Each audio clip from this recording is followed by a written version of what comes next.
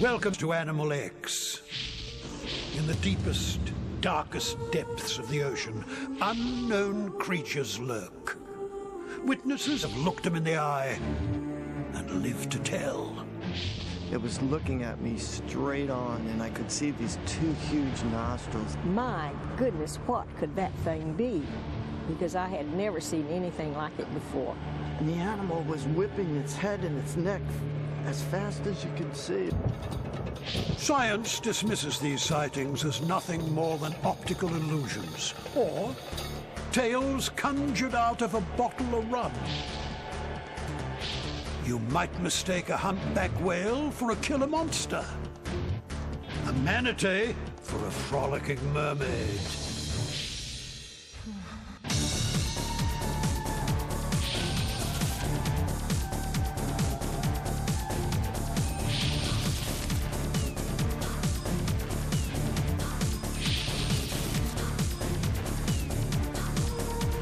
Many unexplained sightings, no doubt, are nothing more than tall tales told by old tars. But not all of them can be so easily dismissed. Just be careful. There are stranger things in heaven and earth, and you're about to see one of them.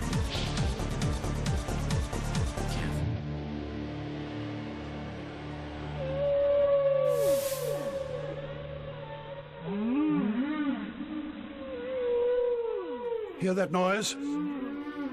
That, my darlings, is the song of the whale. One of the most hypnotic noises in the universe. But there is a more intriguing sound coming from the deep. At the end of the 20th century, science tuned its ear from outer space to another uncharted territory. The depths of the world's oceans. And this is what they heard.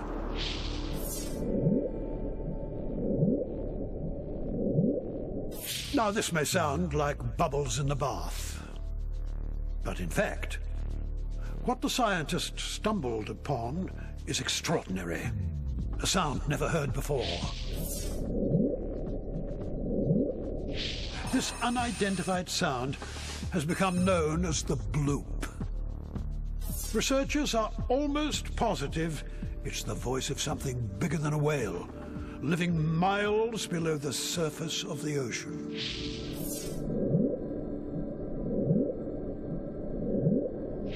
Is this the first proof that a sea monster exists? We'll find out more later. In the meantime, I'm sending Daniel and Natalie to investigate a number of sea monster sightings. The team is off to Wales, Great Britain, and a ferry port called Pembroke Dock. It was from in here, the Shipwright Arms pub, where several witnesses, including barmaid Leslie John, saw something very unusual out in the river. I was serving a customer, looking through the window, and I just happened to see a big black fin, and it was moving slowly, and with ripples after it. And I just said to the lads, you know, what's that? So they carried on, went outside to have a look, and they saw the actual body and the head. One of the lads who got an eyeful was Peter Thomas. What did you actually do when you heard Leslie say she'd seen something out the window? I went to the door to take a look, and saw a snake-like object about, I don't know, 5-6 car lengths long. Nothing like I've ever seen before. Now, there's been some talk that a jetty had broken down and it was just floating out to sea or something, or there was some, the Ministry of Defence was doing some submarine activities in the area. What do you think about that? Well, it wasn't anything floating because he was obviously going against his eye. As for the submarine, what I saw was definitely flesh and blood. It wasn't anything mechanical. Pub owner David Crew ran outside to take a look for himself. What I seen was a large black serpent-like creature. It's about 150 metres away, but I'd estimate it's about 40 feet long. It had a head and a short neck, followed by quite a plump body and then a long tail trailing behind it. It had a certain amount of wash around the sides and behind it, indicating that something swimming along the surface. And what was the feeling in the pub after everyone saw this creature? There was a real feel of excitement. People were calling us, get on the phone straight away. We immediately notified the Coast Guard and the Port Authority, who basically said they'd keep an eye out. So we notified the local radio station, newspaper, and then it created a great deal of excitement. The place was buzzing. And do you think what you saw is a sea monster? To this day, we don't know what we saw. It was a living, breathing creature out there, and we were really, really excited if somebody could come up with some kind of explanation for us. It's something we've never ever seen anything like it before. So how do you respond to people that say it was a piece of seaweed or a basking shark or a hoax? There have been a lot of suggestions and hearsay about what it really could be. Seaweed, it certainly wasn't. A hoax, it certainly wasn't, because we all saw what we saw. I very, very much doubt whether it was a basking shark. The shape and size was completely wrong. So why do you think that no one has seen it since? I do believe it's a visit to the area. The waterway isn't large enough itself to home something of this size. There are reports from the Cornish coast of these things once in a while, so I think it's something perhaps from the Atlantic Ocean that maybe was brought inland for whatever reason. Do you still think it's out there? I don't believe it's in the estuary still, because there have been no other sightings since then. That's well over a year ago now. But I believe it was a visitor, and I sincerely hope we see it again. Some half a dozen eyewitnesses saw the creature. This photograph is the only physical proof of the sea creature's existence. So I'm going to talk with zoologist and cryptozoologist Richard Freeman, who may shine some light on the conundrum. Is this conclusive proof that the Pembroke Dock sea serpent exists? This photo was taken by a customer at the Shipwright Arms that afternoon. Or is there another explanation for what this photograph contains? So what do you think it is? I don't know. It's very big, whatever it is, because I've been down on this stretch of rocks here and they go on for 70 or 80 feet. It was supposedly swimming against the tide, so the witnesses say, and this piece here they say is the head because it was seen lifted out of the water. So what could it be? Let's take a look at the usual suspects. Whale species come in various shapes and sizes. It could be a sea lion, a dolphin, or even a giant eel. What about the possibility of it being a giant eel, a fish? It's unlikely to be any kind of fish because fish flex in the horizontal plane, that is side to side. They said it was just propelling itself, possibly with limbs underneath the water because none of this part of the body was moving. If it was a fish, they'd have seen it flexing side to side and causing quite a big wake as it did so. If what people are seeing is a real creature, can science explain what it is and where it comes from? Well, we don't know for sure until we either catch one or get some biological material from one of them. But it seems to be some sort of reptile. When people talk about sea serpents, they often mention plesiosaurs. Plesiosaurs belong to a group of reptiles that are completely extinct. But there were marine reptiles around in the Mesozoic that have living relatives and descendants. These were a group of marine crocodiles called the Thalattosuchians, which were very much like today's crocodiles, except they had flippers rather than legs, and they had a fin on the tail. And the other group were the mosasaurs. Mosasaurs were related to the varanid lizards or monitor lizards. You call them goannas in Australia. It's possible that these are descendants of either the Thalattosuchian crocodiles or the mosasaurs. Renowned cryptozoologist, the Reverend Lionel Fanthorpe, has already investigated these waters, scouring it with sonar equipment. Perhaps he can shed some light on the Pembroke Dock sea creature. Well, I think there are three possibilities. One, that it was a false alarm in good faith. The second of the possibilities is that it really was some unknown aquatic creature like the Ogopogo of Canada or Morgower that's been seen off the coast of Cornwall or the infamous Loch Ness Monster. I mean, the fact that the coelacanth turned up 10 million years after he was supposed to have died out shows that we don't know everything there is to know about the oceans and the estuaries. Another possibility, which I think is probably the most likely of the three, is that there's a Ministry of Defence establishment not so many miles from here, and perhaps it was a miniature submarine of a secret type, and when these very honest and reliable witnesses described what they called a diamond-shaped head It could have been a piece of a conning tower, or it could have been the prow of a miniature sub. Sounds like the Royal Navy had a few secrets of their own lurking in the deep. But the witnesses are all adamant what they saw that day in the water was no mini-sub. It was a living, breathing creature. A sighting that defies explanation.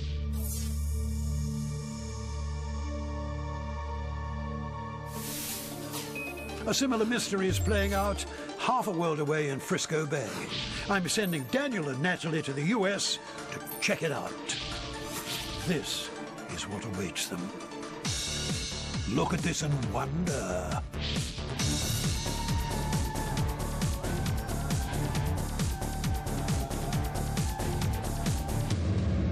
A sea serpent frolicking under the Golden Gate Bridge? Twins Bill and Bob Clark think so. They shot these startling images in January of 2004. Now, how many times have you seen it altogether? Well, we've seen it 9 times now. We saw it 8 times between 1985 and 1987, and then the recent sighting in January, which we took the video at. Now, Bob, you've been with your brother Bill on every single one of your 9 encounters. How would you describe the creature? Well, I describe the creature as a huge telephone pole floating through the water. The upper neck, if you saw it floating, if it didn't move, it would look like just a regular big old black telephone pole. The first time I saw the face really good, it was looking at me straight on, and I could see these 2 huge nostrils. They had to be the size of a man's fist, and it looked like a double-barreled shotgun looking at me. It had huge black nostrils. There were these eyebrow ridges over the eyes. The eyes were set behind it as a brow where the eyes are, and then it has a slightly elongated snout. The head itself was dark black, and the whole upper neck was black. But as it went around the sides, the color gradually changed from a dark black to like a mossy green, then a grassy green, and then a yellow green. The first sighting I had was the best sighting, and it was amazing because it actually beached in front of us only about 20 yards away. And in the process, it rolled over, and as it unrolled, these flipper-like fins unfolded like a fan, and each one of them had so much cartilage in between, like spikes. It wasn't a flipper for propulsion, and as it rolled over and dropped into the water, it seemed to spread these out like a stabilizing fashion until it could reorientate itself, and then it slowly moved off the rocks. The whole animal is probably over 100 feet long. Did you see how it was actually moving through the water? It actually created these vertical undulations, very similar to ribbon candy, if you can imagine the folds in the body. And the animal was whipping its head and its neck as fast as you could see it, and would create these packets of 4 folds that would move down the length of the body like a piston in a car. I think that's where it gets all this power from. When I saw the scales, the larger green scales, it just reflected like a reptile, and it had this vicious these movements to it that were very snake-like, but I don't think it's a snake. It did look snake-like, but my own personal feeling is this is a totally unknown classification of animals. A 100-foot sea serpent with scales?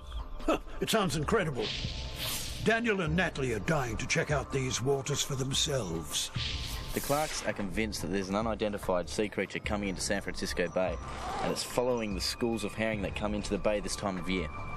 The vision is quite compelling, so we're going to see what we come up with by taking a look 25 feet below. G'day, Mark.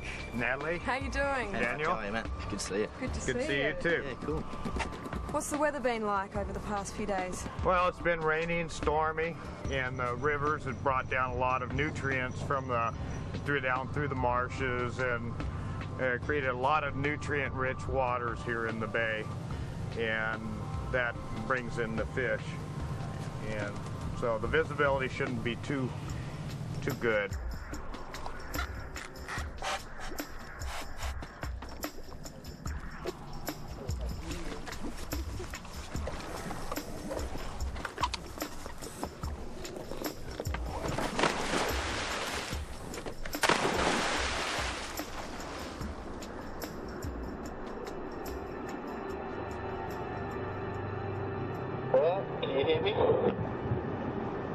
Yeah, I can hear you.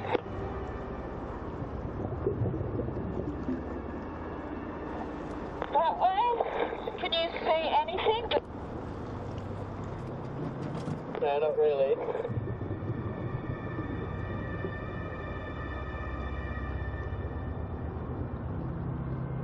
Can't see a thing! Yeah, it's pretty silky. You can't see anything at all. The visibility is terrible. A giant serpent or a shark could be circling the team right now, and they'd have absolutely no idea. I think it's time to call an end to this dangerous mission.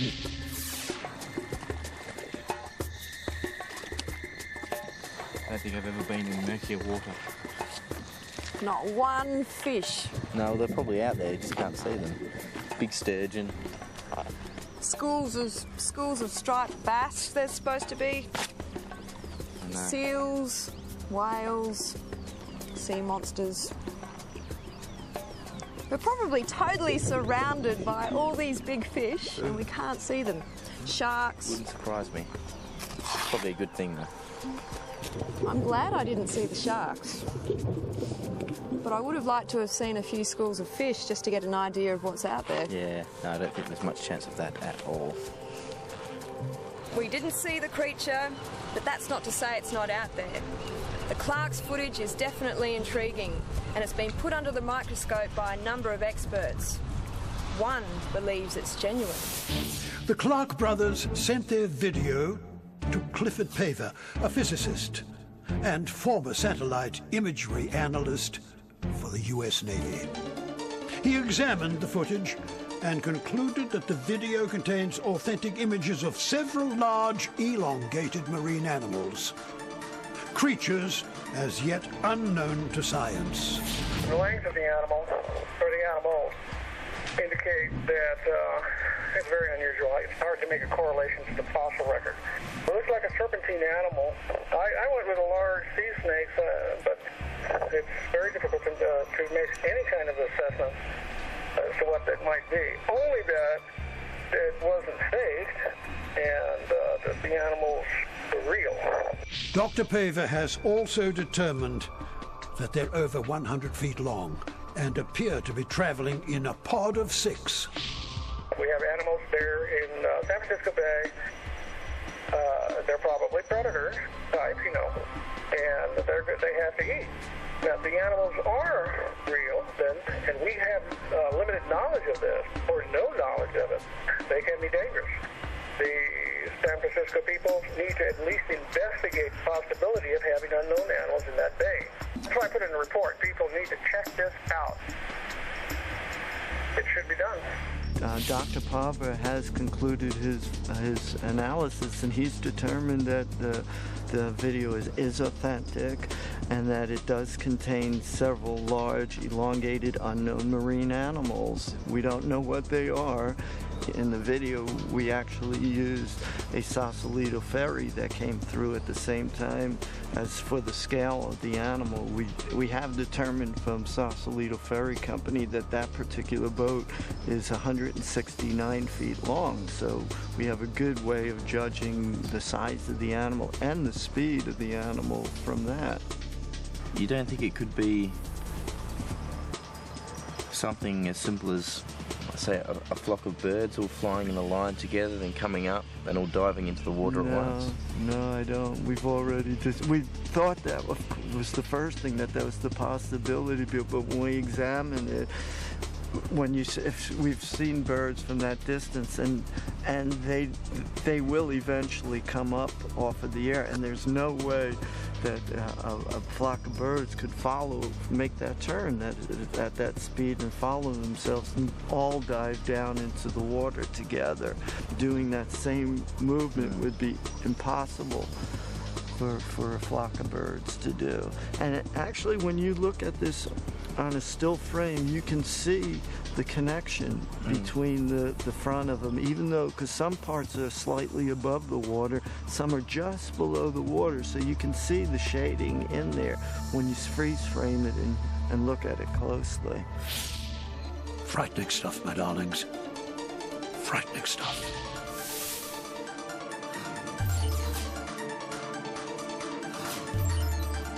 Dan and Nat are off to Georgia to investigate a denizen of the deep whose legend goes back centuries. It was the biggest thing I've ever seen in the water, and I've no idea what it was. We're in coastal Georgia on the trail of an undersea monster known as the Altamaha. It's named after the Altamaha River, the waterway it's known to frequent. There is no photograph, nor any video footage. But for centuries, its image has been burned into many people's memories. From historical descriptions, the Altamaha is a classic sea serpent. The indigenous tribes of this area handed down stories of a giant river monster. The sightings stretch from here in Georgia all the way down to Florida. Some witnesses say that there's a snort just before the creature dives, suggesting that it's either a mammal or a reptile. One man to have seen this mysterious monster is Barry Prescott. I was driving north on Interstate 95, and as I passed over a bridge, I had a clear view of the river, and I saw something that I didn't immediately recognize.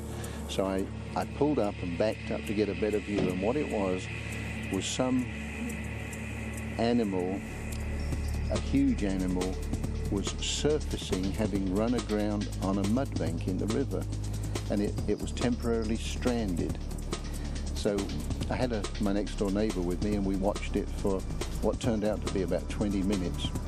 At first it just rested there, then within a short space of time it realized it was stuck, and it started to almost panic. And the thing was about 4 feet out of the water, a large triangular body. When we first saw it, it was brown, and then it became mud-colored with all the mud that it was churning up. It struggled very, very hard for 10 or 15 minutes with rests, and it appeared to have like paddle-shaped flippers on the front. It appeared to undulate when it was trying to get off the mud bank. There was no sideways wriggling at all. It was all undulating body movements and strong flipper attempts at propulsion. I estimate it to be about 20 feet long with a thick neck and tail. It was the biggest thing I've ever seen in the water, and I've no idea what it was. Barry knows these waters like the back of his hand. He was a commercial fisherman working the Altamaha River 6 or 7 days a week for many years. Now, the waterways around here are absolutely teeming with alligators. They're absolutely everywhere. You don't think it could have possibly been a huge, huge alligator? No, I've seen thousands of alligators, and I've seen hundreds of manatees and sturgeon and all the big, even a whale and large sharks. And there was nothing about this that looked like anything I had ever seen except pictures of a Loch Ness Monster. And that's how another witness, Mrs. Bert Young, describes the monster. She's lived on the banks of the river for 40 years. If anyone knows the secrets of the Altamaha, it's Mrs. Young. I would say when I saw him, he was probably 6 or 8 feet long. And he just humped out of the water with the tail sticking up like a fan on the bottom of the end of the tail, and then there was the humps, and his head was up out of the water. Looked similar to a snake. I had never seen anything like it before, and haven't ever seen anything like it since. Did you think this was the river monster that everyone had been talking about? That's what came to my mind, that it was the river monster. The Altamaha, as they have referred to it. The Altamaha River is one of the most precious wildlife reserves in America. It has an amazingly rich biodiversity. Some people think the Altamaha is really a native animal, and it's just a case of mistaken identity. But Donna Stewart from the Georgia Natural History Museum Environmental Education Program isn't one of those people. She says it's a complete mystery. What do you think it was? Do you think it's mammal, reptile, fish? Well, honestly, when I first started researching this, I really thought it's a log floating in the water. People are seeing manatees coming in close, coming up the river, or sea turtles, alligators, of course. There's lots of alligators in this area. But the reports are so similar, and people have had time to really sit and look at this animal. Now I don't know if what they're seeing. It truly is a mystery. Now this is an extinct ancient marine reptile, the mosasaur. Do you think that based on what you've read about the descriptions, are they similar? Well, they describe a snake-shaped head and a long neck, which you don't really see with this animal here. So they do just talk about front flippers, but no rear flippers on the Altamaha, and a flat paddle-shaped tail. Now, the way people describe it, to me it sounds like a reptile, but the only difference is that people are saying that it undulates in a vertical fashion, which is not reptilian-like. No, it's more like it's coming up to breathe, and people have also seen it, though, surface and hardly even leave a wake as it swims. So, again, could it be a large sea turtle that just happened to come slightly inland? Again, a loggerhead sea turtle wouldn't be 25 foot long. Do you think it could be a descendant of the plesiosaur? It'd be an exciting thing if it was. It would be, what a scientific discovery to find a true dinosaur still swimming around right here in Georgia. I would like to think it could be, and maybe in time somebody will get a really good look at it with a camera. But it's neat to think we could have our own Loch Ness monster here, at the Altamaha River. A down south Loch Ness monster? What do Daniel and Natalie think? You can discount a lot of what eyewitnesses saw who saw the creature from a long distance as perhaps a log or an alligator or an optical illusion. But in the case of Barry's sighting, he saw it for 20 minutes and it was nearly almost all out of the water. You just can't dispute that. And this is somebody who's had years and years experience in those waterways. He's seen all the animals that are there. He's seen the alligators, he's seen the manatees, he's seen all the fish, all the sharks that are there. He knows if he sees something and he doesn't know what it is, for 20 minutes you have to take his word for it.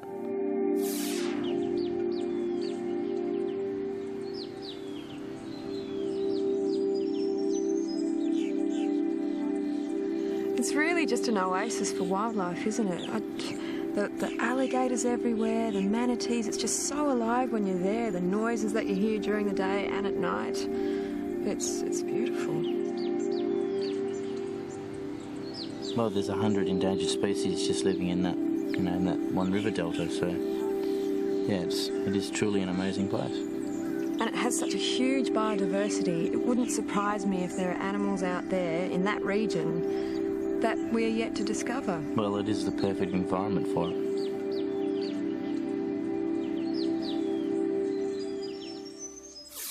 So far we've heard accounts of 3 different underwater creatures that defy explanation. With more and more people venturing on the water these days, you'd think someone would reel one of these monsters in. But over time, these creatures seem to be becoming more elusive. Sightings of sea and lake monsters are actually declining. Why could that be? Is there something going on in our oceans that we're not aware of? Earlier, we heard this sound. This is called Bloop. And it's the sound of a huge unknown underwater creature.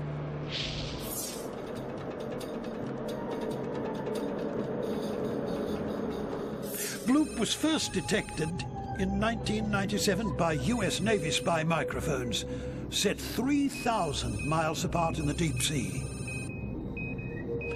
They were put in place to detect the movement of Soviet submarines during the Cold War, but they caught something even bigger. Analyzing the frequency of the sound,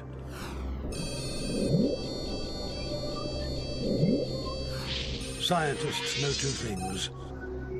It's coming from an animal, And whatever it is, it's bigger and louder than the largest whale in the ocean. But how can we be sure that the recording doesn't have a more logical explanation? The bloop sound was supplied to Animal X by NOAA, the United States National Oceanic and Atmospheric Administration. To find out more about the mysterious bloop, NOAA has turned the noise into a spectrogram. A spectrogram is a picture of the sound. Now they can compare the bloop against known phenomena. This is the spectrogram and sound of an undersea earthquake.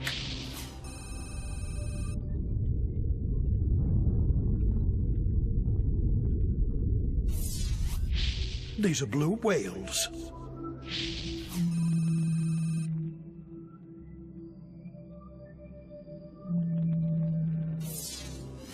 And this is the sound of a ship.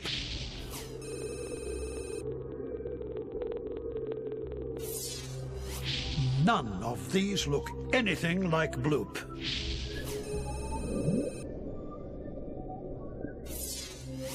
But if there's some giant monster down there, NOAA is determined to find out.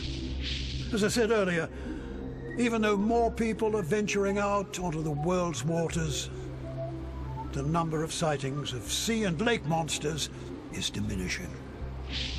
So, what's happening to our oceans? Natalie's put that question to marine ecologist, aquanaut Dr. Mark Hay. If you could pick one factor that is responsible for the problems that we're seeing in our oceans, what would it be? The factor I would pick would be overfishing. In other words, fish on coral reefs are critical in removing seaweeds that overgrow and kill corals.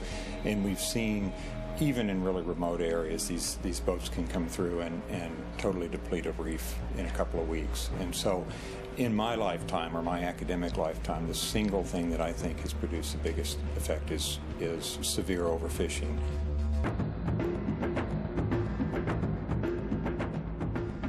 We've had a really hard time managing fisheries. And the reason is because you don't need to manage fisheries, you need to manage people. And politically, that's very difficult for us. And so I really think that the main things we need to worry about in the coming years, I think environmental sustainability and human health, and those two things interacting are going to be the things that humans have to deal with in the next 100 years. Do you think it's possible that giant creatures of the deep were more prevalent in the past when the Earth was healthier and more balanced? You know, I think there are probably certain creatures of the deep that are out there today that we don't know about. Whether they're giants, I'm not sure.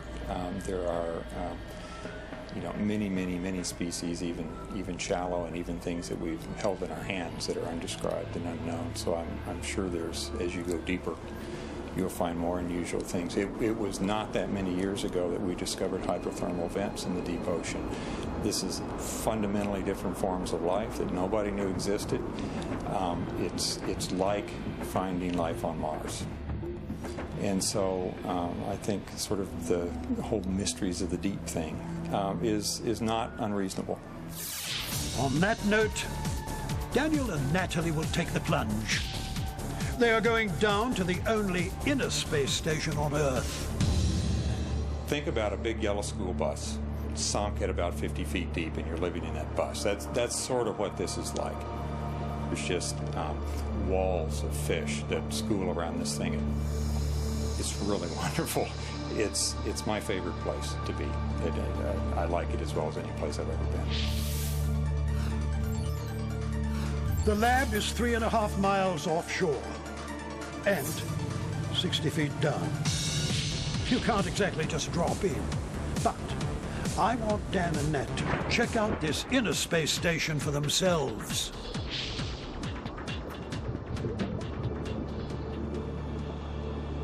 How amazing was it diving down there? Like, I was surprised at how small it was. Like, as soon as you went underwater, like it was 50 feet down, You could see it, and it just looked like this tiny little space capsule. And as you get closer, you realise that it's become like an artificial reef. There's fish swimming around it. There was a school of barracuda.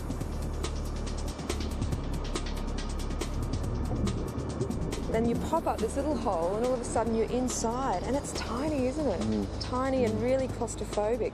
And my ears were just going nuts because it was a really rough day, the waves were crashing against it and the pressure was just changing every second. So you had to constantly equalise while trying to talk to people. It was really bizarre. Scientists live in the station for 10 days at a time. Their mission? Study and explore our coastal ocean. It looked a lot bigger from the outside until you went in and you realise how small it is. Can you imagine spending 10 days down there? You're pretty hard. I've been in a submarine or something like that. I'm surprised that they don't have labs like this elsewhere in the world. You're saying it's the only one in the world. Yeah, there used to be several. The French had one, the Russians had one, our Navy had some. I think it's a lot to do with funding now. And the world has kind of lost the thrill of exploration for the ocean. What I find amazing about the whole thing is that nowadays there's more interest in outer space rather than the oceans and inner space. Yet, although it's expensive, you know, over $1 million to run that thing for a year, the amount of billions and billions of dollars that are spent sending a space shuttle into space can keep that thing running for years and years and years. And yet there's only one of them.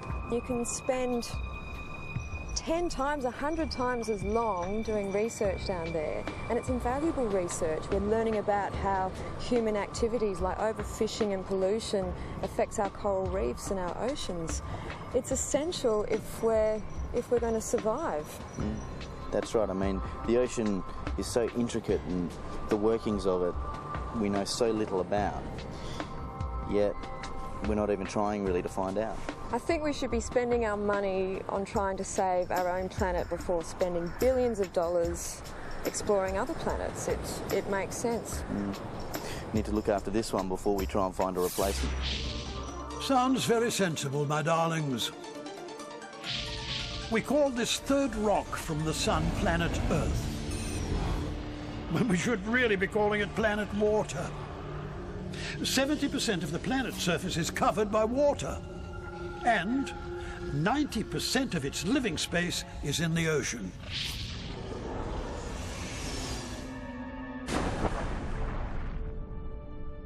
So much of it has yet to be explored.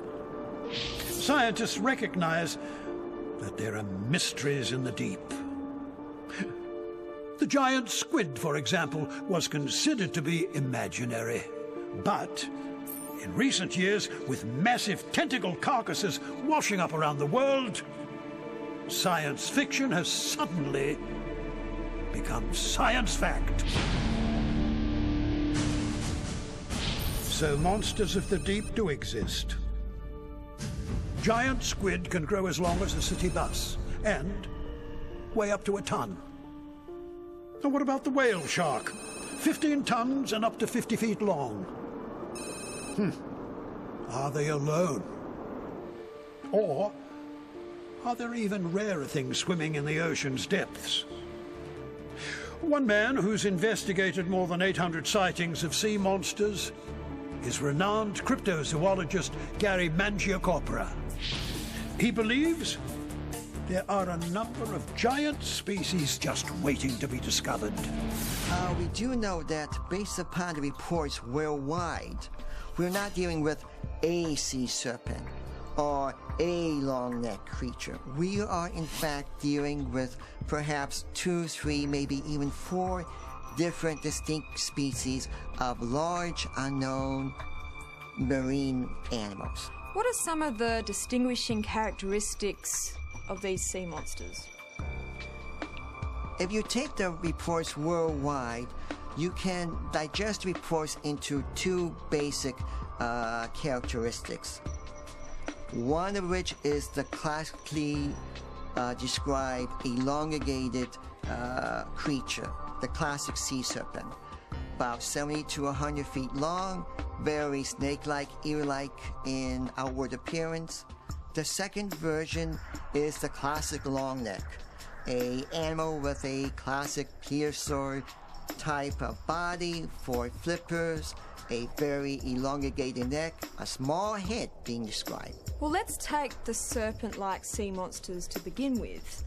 Is it possible that people could be seeing an oarfish or even a conger eel?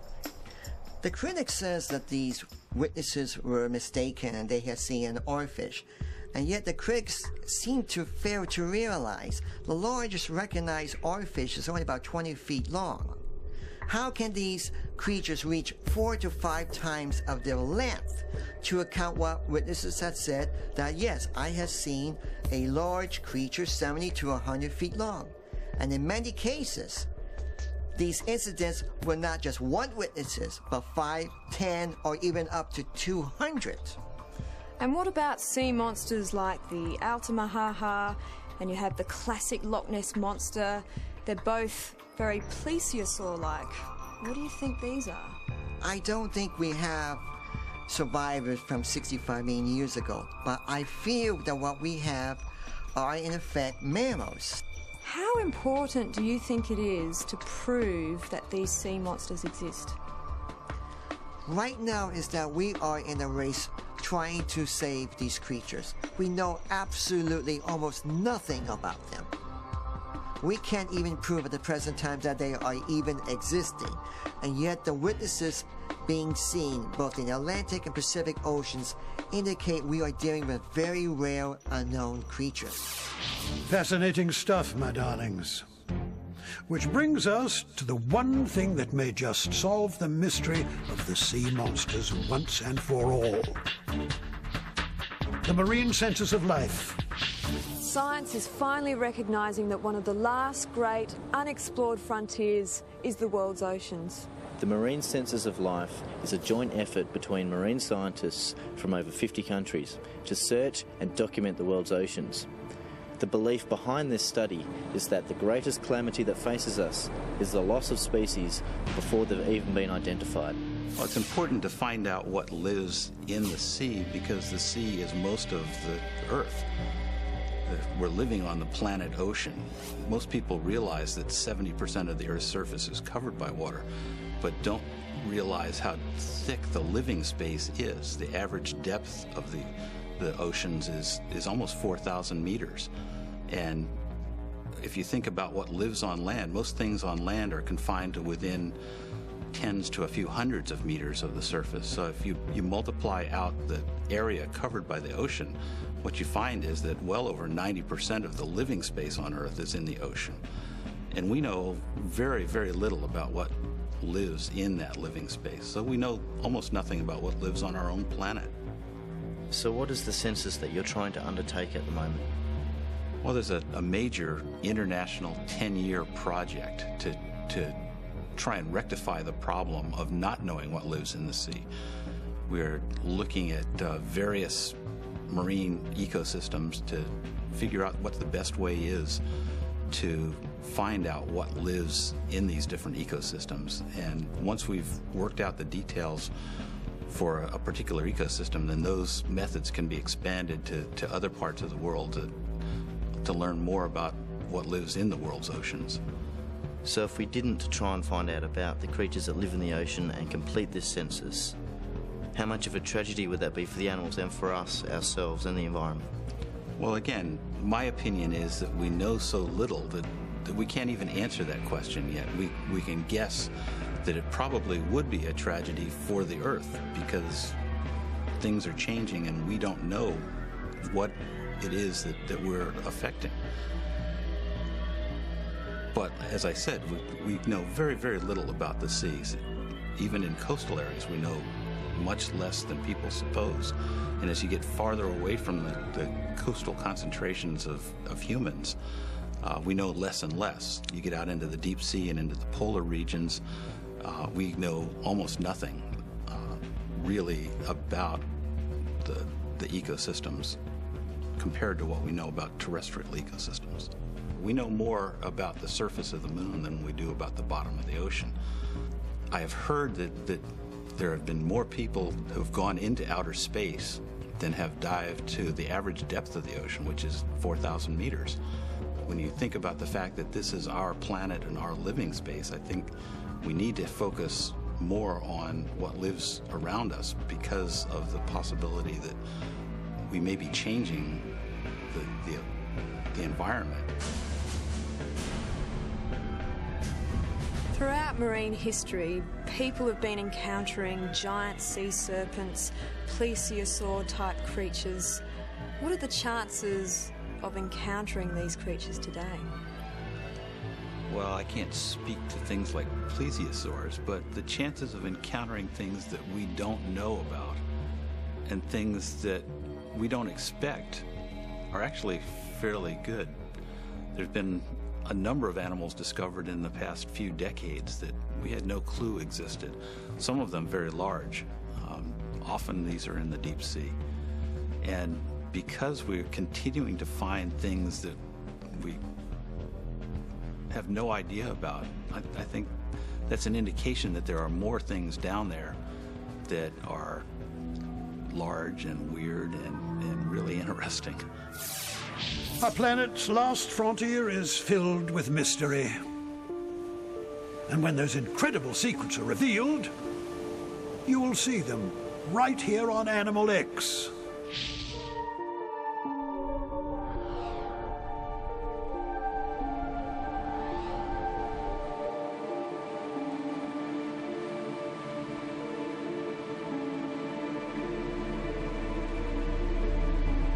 There are stranger things in heaven and earth, and you've just seen and heard some of them.